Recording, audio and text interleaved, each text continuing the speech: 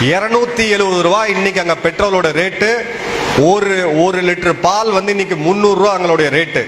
இந்த நிலைமைக்கு பாகிஸ்தான் ஆச்சு அப்படின்னா சத்திரியனா மட்டும் இருந்தா பத்தாது, சாணக்கியனாவும் இருக்கணும். நம்ம தலைவர் சாணக்கியனா யோசனால தான் அந்த நாடு இன்னைக்கு வந்து அந்த நிலைமையில் இருக்கு.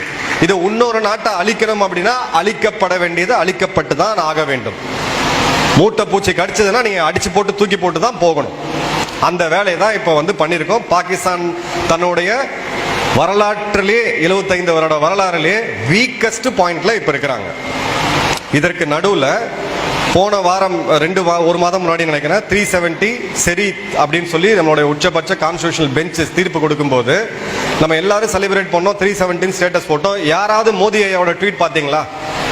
ஒரே ஒரு வரியில தான் போட்டார் அவர். அந்த ட்வீட் எந்த மொழியில் அவர் எழுதியிருந்தார்னா உருதுல எழுதியிருந்தார். இப்ப பிஓகே பத்தி நீங்க என்கிட்ட கேள்வி கேட்டீங்கன்னா அந்த